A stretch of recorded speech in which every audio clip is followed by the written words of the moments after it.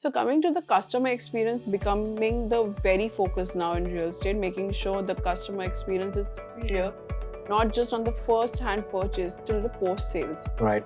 How do you maintain that? Because there have been a lot of launches where I go as a customer just to see, how's the sales office, and mostly on a weekend because that's a busy time, Correct. right? That's where you feel the real customer experience because you would know who's paying attention to you, even if you're a potential buyer, even your buyer who just walked in. Right. So there were a few things which I have noticed, which I have discussed in past, which I want to share with you. There are now a lot of channel partners, right? Every brand is working with channel partner. Every Correct. brand has given certain mandate to certain channel partners.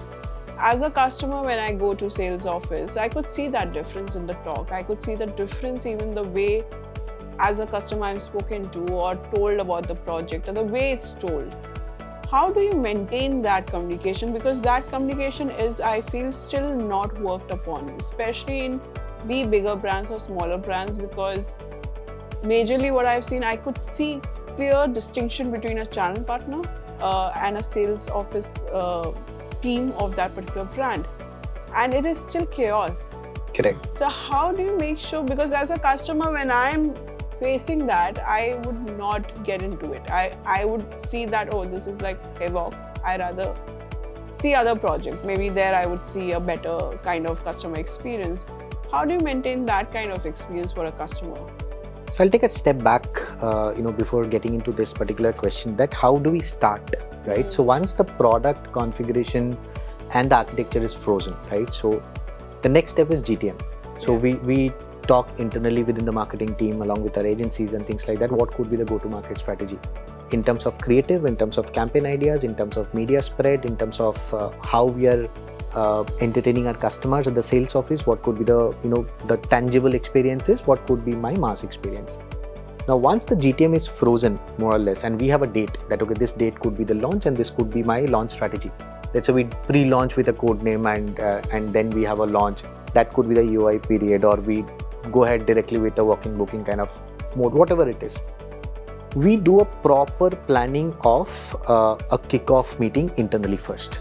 Who are the part of it or who drives it? The marketing team typically drives that kickoff along with the product team, right?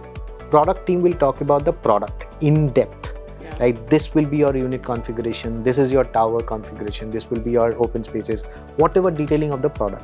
Marketing team will talk about the USPs. This unit is the sunset unit. This unit is a sunlight unit. Here the cross ventilation is superb. There could be the Vastu compliant, the most Vastu compliant unit. Those are the USPs which we talk about from product marketing per se. Then comes the creative piece, that this is the way we are taking the product out. Now, why do we do that? To ensure, starting from my hoarding to my newspaper to the sales, like the shop floor guys, right? So whoever is talking to the customer, they speak the same language. So that's one integrated communication approach which we plan. The second part, what we do is an op plan, the customer ops plan, that this is my sales office architecture, this is my brand wall, this is my product wall, this is my proximity wall, that location wall, this will be my communication wall, here my scale model will be placed, here my sample flat will be there, my customer will come in through these 2-3 roads, this will be my drop off, this will be my valet parking, here somebody will escort them, and this will be the flow. First, let's say they come to the reception, then there will be an allocation center, they will be allocated to some sales manager will be taking them to the AV room, from the AV room they will come to the negotiation table, and so on and so forth, right? It's an entire journey. This is how we plan. Once that is done, up to 80 to 90% we try to follow that. But as you rightly said, weekends are unpredictable, right? So if it is like, if I'm getting crowd which is beyond my expectation, then what we do, we allocate in groups, right? Instead of attending one-on-one customer, we'll probably do, let's say AV room will be sending some 30 customers to be seated, right? So that's how we try to create that. Now, how we ensure that it is happening all throughout the phases is where we deploy our internal auditors, who will be sitting across the tables, who will be listening to the conversations, who will see what kind of the questions customers are asking. And then on the table, we might not have the answer that point of time, or probably it is unplanned. We go back to our desk and work on the rebuttals, right? So these are the these are the questions which customers are asking. Can we not come back to them or give them this particular piece? Where another thing comes handy is the competition killer, right? Competition killer is another process where we study all the competitions in detail, right? What they are offering versus what we are offering. 80% might be the same, but how do I differentiate again, right? Or probably what they are not having, what we are having. So this is the way we probably create that entire opportunity doc. We call it OpDoc basically. So that opportunity docs is made so that if the customer is seeing, I cannot expect the customer to come to my shop, buy and go. We are not selling soaps and shampoos, right? So they will be visiting and it's fair. So let them visit, come back to us with our strength. We will stick to our strength, and entire campaign will talk about the strength. And that's how the integrated communication come into picture. And that's how we try to entertain our customer experience, especially during the heavyweight launches and all those parts all throughout. Sustenance mode is little different. Sustenance mode is more like, people are aware of this particular product. It's there since some time right now. They are still opting for it, maybe one for the brand, second for the budget range, third for, the kind of supply they want in that micro market, it's not there. Right? So that's how people will come and buy sustenance. Of course, there are campaign push and all those things. But what we ensure, the communication, periodically we change the campaigns as well, right? So but the communication also change on the shop as well as the sales managers, whoever they speak to. As far as channel partners are concerned, there is another drill. So we have a channel partners team. We cannot avoid channel partners today because they are in South, especially in Bangalore, what we have seen, of our business being contributed by the channel partners, right? There could be institutional channel partners, retail channel partners, or maybe IPCs, whoever it is. We ensure that it is mapped under our RM. So relationship manager, we call them relationship managers. Everybody will be handling some 20 to 30 channel partners. They ensure they visit their offices. Whoever is selling from their offices, they will train them on the similar way, and they speak the same part. But can I ensure 100% perfection? No. But that's the typical way this industry works. But as far as the communication, the deployment of the creative, we also help them with the creative as well without the CTA. So you put your CTA but use my creative. We go to that extent so that the communication is seamless and it's like one communication. True. As you very rightly said that, you've been to projects during the weekend and you've seen that there is so much chaos which is happening. And that's something that I've experienced it in so many projects myself. Like, I've gone to these, I would not name the project, but it's a huge, massive sales lounge that they've created. And that waiting lounge is only filled with channel partners because they're just sitting there and maybe waiting for customers, making calls to customers, so it creates a lot of chaos and they occupy a lot of space. So the first thing that we've done is that we've created a separate channel partner lounge. So let them go and relax in that channel partner lounge when they're waiting for their customer.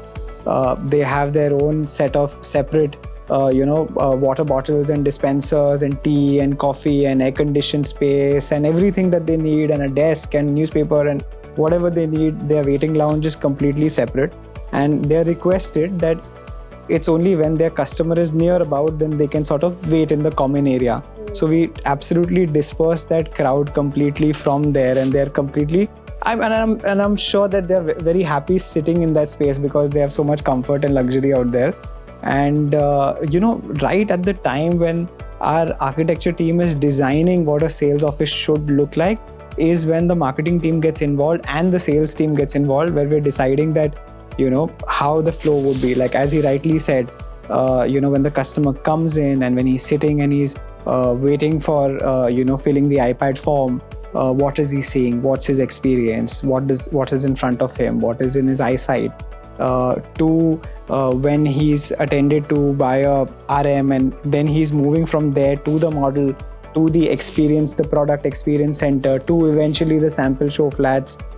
There has to be a design in such a way that there is no overlap, that there is no coming back or crossing a space. So he enters at one point and he exits from another, and there is no overlap that he's moving back to a common space. So we try to ensure that it goes in a smooth process, and because as I've mentioned that we are so detailed in our conversations that every customer on an average spends about an hour and a half at our site.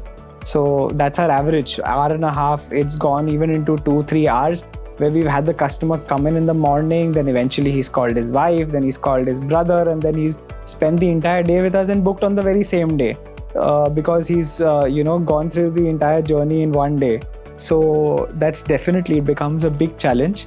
And what we try to do is that we have enough staffing, obviously, on the weekends, but we sort of supplement it with, in terms of, sometimes it's very important even for younger marketing professionals who are in your team to be on the sales floor so that they understand who that customer is. So it's a great learning experience for them. They learn exactly what's happening on the shop floor. There are so many management interns who are wanting to shadow a salesperson to understand. So that customer, if he sort of is waiting for too long, he's going to get irritated, he's going to get upset. So you have to keep him entertained all throughout and keep him busy. So it's a Herculean challenge, but it has to be looked into very closely. Whether when he comes in, immediately he's offered something to drink, depending on the season. If it's hot, you give him something cold. It's cold, it's outside, you give him something hot. Ensuring that he's well taken care of, fed, that when it comes to the product experience stage, he's just thinking about the product itself. He's completely focused on your product. So that's a journey which is looked at constantly. And I think it ends at the end. There are enough of those, like barcodes and QR codes which are there, where we are encouraging people to give us their feedback. And we constantly are, in fact, at the end of every weekend, like Monday, Tuesday, we are constantly trying to see that, was there any positive feedback? Was there any learning? Was there any negative feedback? Was there any issue? And we're trying to constantly rewatch that exactly what happened on the floor. So, it's very critical that customer, if he's not happy, he's not going to come back, And the cost of getting one guy to your sales office is phenomenal. So you can't afford to have somebody feel, unappreciated or feel underchanged. And you can't have that guy go back feeling that he was not important to us. No, I agree, because the customer experience in the end, as a customer, like I have also seen, I have visited some 7 projects in Thane. The other time I visited with my parents because they were looking for projects. I like, let's do it in weekend only. And I could see the experience, like how Satanik also said, in the end, as a customer, what I would say कि ये project तो वो builder भी दे रहा है, plus minus सब same है, 80%. This 20% of my visit is the deal where it will be closed. And that's how I think what we also did, like how I took my parents on a weekend and 6 projects we saw. I think only the 2 brand people were actually making sure we see everything, and all the rest of us made us wait like 15-20 minutes, and it was not a good experience. And that's where it gave us a time to even see the plus minus of this place. Like, why do we need to sit here and wait for this? I'd rather go to that project. And that's how any customer, that also gave me an understanding, any customer could feel like that. Correct. Because you can't expect me to come in weekday by saying, and even there are sales people who says कि आज rush है ma'am, आप weekday में आने की कोशिश करो. I'm a potential buyer. I'll come on my time. So that's why I realized the communication on this particular, especially on a weekend, you cannot have excuses. You need to have a control over the crowd, the damage control, knowing who is coming, because we won't come across maybe as a potential buyer, but that's your job to make sure that we are there around to make sure to see your project. So hence what I feel customer experience is really important. So we have spoken about customer experience. Let's talk about ROI, return on investment, when it comes to marketing in real estate. What kind of metrics do you prioritize to see this particular campaign of that project has gone successful or not? And what are the key points for you to understand that this campaign had created some kind of maybe impact or not? Right. So there are 2-3 shades of campaign. I would say every campaign right now, it is not just one dimensional, right? So there will be a digital angle, there will be one traditional angle if I talk about the marketing piece of it. And there is another one which is more like indirect effect, right? Where you cannot directly measure the ROI for that matter. So if I talk about digital angle, every penny is answered. So that's the beauty of a digital campaign, right? So even if you do it for a brand building or an audience building kind of campaign digitally, you know that gonna be paying off while you are pushing your the lead generation campaign or performance bit through this audience. So overall piece, what we generally measure ourselves is while budgeting, right? So that's the budgeting piece. What we do typically 3.5% overall. It will deliver us the result which we need from marketing piece, right? Rest of it could be driven by the channel partners or maybe the pre-sales piece overall. Now digitally, if I'm talking about, my ROI should be between 1 to 1.5%. I'm talking about cost of sales, right? So that's how it should be. The media plan should be chalked out accordingly. You bifurcate platforms.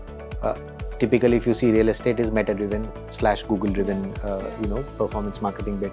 But there are a lot of other platforms are also contributing towards these days, right? So there could be native platforms, right?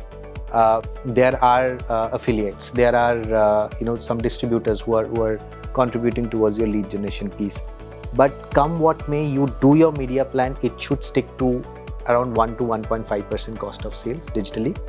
But when it comes to, let's say, print, ATL and all those parts, what we typically do, let's say 50% of that 3.5%, we allocate and attribute towards that. How do I measure it? Can I predict that so many number of calls I'm going to get from TOI ad? No, I cannot. Can I predict that I've taken, let's say, 20 sites across the cities? Those sites will give me so many number of calls or so many number of website visits? No, those are little unpredictable till today. How we gauge it is that 50% of my attribution, if they are contributing overall and confining my overall cost of sales below 2%, I'm sorted. So that's how we typically look at it. Again, this depends on the asset class which you are selling, right? If it's a luxury segment, this matrix might go a percentage here and there. If it's affordable, it goes higher because your audience pool is that much high, right? So the second part is what he was mentioning in earlier as well, the CAC, customer acquisition cost, right? Customer acquisition cost is also very, very different as far as asset classes are concerned. Can you target, if you're selling a 10 crore product, can you target with a simple meta campaign with those customers? Can you engage with those customers? Maybe no. Can you engage with a very, very sorted, sharp shot LinkedIn campaign? Maybe yes. But is this the only way to connect with this audience? No. Probably you need to have a very defined, very, very different kind of strategy altogether. But as far as the overall concept or perception goes, if my cost of media is below 2%, I see it as a successful campaign as far as my product classes are concerned. This 2% is bifurcated in different platforms / media. That's how I measure. So ROI is an everyday process. It's an every week process where you're constantly monitoring that, right at the basic stage of what is my cost per lead. But to be honest, that cost per lead does not matter in the larger scheme of things. It just gives you an idea that how much competition is there to, finally bring that lead into your bucket. Since digital has come, the game has completely changed. Every single penny, as he rightly said, is measured. But and therefore there is a lot of movement which is happening where everyone is going ahead and just wanting to focus all your efforts, energies, and most importantly, money is on digital. But that's where I would like to say that we've realized that if you just run a digital campaign and don't spend on other things, it doesn't work. Yeah, suddenly your cost per lead will also shoot up and you're not even getting good quality. So you have to sort of complement it with other things, with integrated marketing communication, with 360-degree, viewership in that sense. So we've sort of realized that it's basically, at least when a consumer or someone who's wanting to at least even inquire about you has seen you in 2 or 3 places. He's seen you online, he's maybe spotted a hoarding, he's maybe gone to a cinema and seen your ad out there on screen or off screen or something, and then he's been like, okay, let me just inquire about this. Because there's so much clutter now, there's so much mass marketing all over the place that you need to sort of reach out to that guy 2-3 times to sort of register and say, okay, let me inquire about it.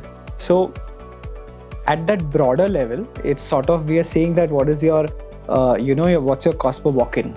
And then eventually what's, as he rightly said, cost per closure. So, and then you're seeing that a cost per closure per medium versus what is the cost per closure versus another medium. For example, if it's just as simple as digital versus channel partner, are you paying your channel partner more, or your digital campaign itself is costing you more than what you're paying a channel partner? And there is no way that you can say that, okay, if one is working and the second is a little more expensive, you can switch one off. It can't work. You have to sort of do everything, but you have to keep optimizing each one item and to ensure that your cost is within that threshold that you're creating, whether it is a 3% or a 4% or a 2.5%. But it's very critical, and it's over a period of a month or two when you can sort of realize that my cost per acquisition overall was lesser and I was able to sell larger volumes, or I was at least able to drive in more number of people to site. And then eventually I know that it's all a percentage game. We've realized that the percentage of closure is always a 4 to 6, 7%, 8% of walk-ins. So if you're able to drive in as many good walk-ins, you're automatically going to conclude. And the second part is from the channel partners' perspective. If you see, they also wait for the developers to start the campaign. Absolutely right. It is. So that's the first feedback that comes, that hey, y'all are not present. Correct. So they will also wait for the hoardings to be up. They also will wait to see the first newspaper ad. They will also see your landing page going up, and then only they will start their campaign. So channel partners typically have two ways of generating leads, right? One will be their own database, which today's date, I won't say it is much effective, right? They also rely on the fresh campaign, which they generally take it up. Now, it is also our prerogative to chase those, that how many websites or how many landing pages, how many macro sites have gone live from channel partners' perspective, right?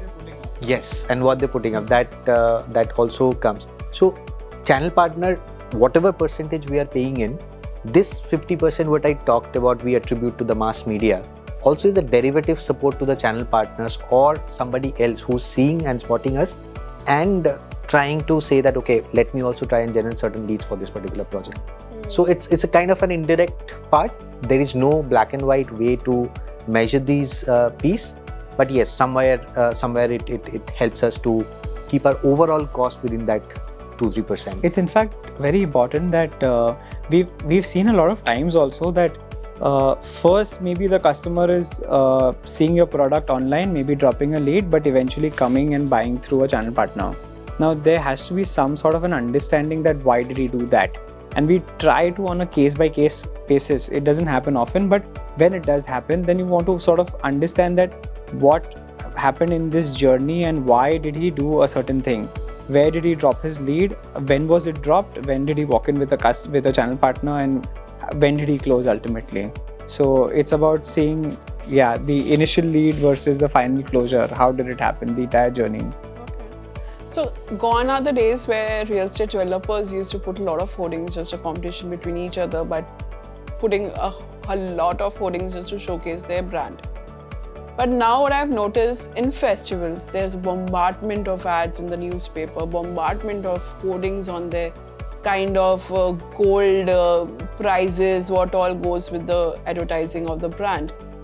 Does this really help? And now the question also comes to, there are two asset classes, as you rightly said, affordable housing and also for premium. But for both ways I've noticed during festivals, both kind of brands are making sure that festival ads are like on the face continuous. Does it really help?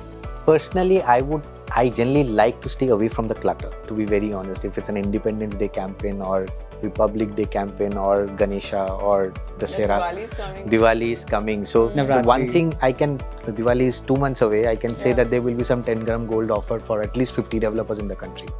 So if not more. So it works to some extent. But if you want to be just another developer and if you are trying to push during that particular season itself, might work, but I am not in for that particular game personally. Maybe at the site level, what happens in reality, what we have seen, people get some free time to roam around and see. Maybe one of the developers is creating a lot of hype about their campaign, right, with one of these kind of offers.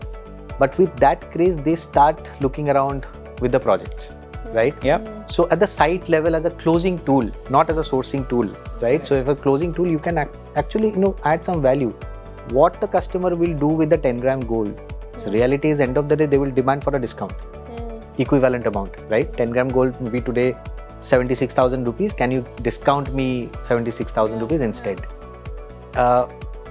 We can play that game as well as a closing tool, right? Or maybe it's a nearing possession part. I can say that, okay, you get all the electricals free of cost from our end. So those are mainly closing tools. But on the face campaign, at times it worked, but as a marketer, I would like to shy away from that. But tell me, as a Shriram marketing head, when this Dhanteras and Diwali is around the corner, how is your marketing strategy around it then? So there are two parts of it. One is piggy riding on the wave, right? So that is something which is going on. Few projects which we definitely want to push off, the clearance sale kind of piece. Those will be like affordable ones. Depends. That last few units are left, or probably I have some stuck inventory in some of the projects. I know that for a fact I might not have enough and more demand in that particular micro market, and that's the reason the velocity of the sale is little down. I want to push it. Where I really need to push it, only those projects I would probably piggy ride on these kind of campaigns. Other projects I do not want to dilute. If I dilute to that extent, tomorrow when Dhanteras is over, I again have to rely on Christmas. When Christmas is over, again I have to rely on New Year. Once New Year is over, Valentine's Day, then there is no end to it, right? So there's a strategic thinking behind this. And this is product specific strategy. This is not really season specific. Season is I would say it's a medium for me to create my communication, right? What people are consuming that point of time. We did something for the cricket campaign as well when the cricket was there. So it's kind of moment marketing, but the moment has become a trend right now. So that's how it is. Do you agree with this? I agree with him strongly, and I was in fact just in my head just thinking how surprising that Bombay and Bangalore is so far apart, but we are exactly doing the exact same things. I believe that when your neighbor is making noise, that's the best time to switch off your campaign, because he's anyways going to drive in so many walk-ins. Those guys who are going to come to your neighbor is definitely going to come to you and have a look, and we've done that in the past and it's worked also. So that's the time when you should save your energy, save your money and relax, because he's definitely going to do all the heavy lifting as long as you're near about each other, obviously. But at the same time, what's happened is, if you just back up a little bit, you'll sort of realize that there are certain seasons when people go out to buy homes. Monsoon is not the season. People generally don't get out of home because it's raining, and the weekends sometimes get washed out, so there are lesser walk-ins at site. Now what's going to come is Ganpati. There are Ganpati people will want to sort of, maybe towards the second half of Ganpati, people will want to buy things which they have sort of let go. The months of Pitru Paksh, they will not buy anything. The months of Shravan, they will not buy anything. So there are certain seasons which people are looking to do something auspicious. Navratri is an auspicious period. Dhanteras and Diwali are auspicious period, followed by towards the end of the year when in general euphoria is high, whether it is a Christmas or New Year's. So unfortunately, it is a cycle which exists. Eventually, when you move to the new year, it is when you get closer to the March ending, that's when people want to do the capital gains purchases. So unfortunately, that cycle exists and you can't break it. But as he rightly said, you just have some amount of visibility and use these tools as just closing tools at site. That okay, I can give you this offer, maybe it's a gold coin offer for that matter, and then people are always wanting to discount that, or I'm giving you fully air-conditioned homes and people will want to discount that also. So it's about just having some amount of visibility at that time, and you don't have to try and outgun your competition in that sense. And in India, it's still an emotional decision today, right? It's a home buying is an emotional decision, and if you if you can probably utilize the higher segment or the positive segment of the emotions when it's naturally high. Correct. So it works, right? So you're in a good mood, you're in a vacation period, your mind is free, you're not bothered about what's happening in the office, there is no project rollout and things like that. You tend to make your decision faster, right? And if I can help my buyer with something that, okay, I'm the fence sitter, I am probably waiting for that price slash of 1 lakh rupees. Can I supplement with 15 gram gold? So that's how we come into picture, just to help or probably give it a little nudge that, hey, you're waiting for 1 lakh rupees, here it is, can you go ahead? So that's how it works. Again, supplement to the emotional high what they go through within this season period. Yeah, but as he also said that discounting is a dangerous game. If you play that game once, you'll have to keep playing it. So definitely you can't just rely on discounting, because you can't be running an online shopping portal where you're constantly giving discounts every single weekend and trying to get in the sales, because the minute you stop that, then there'll be some sort of a drop. You can't do that. Otherwise, it'll be add to cart and then wait for that 1 big billion day to come in. Correct. So that's how it is.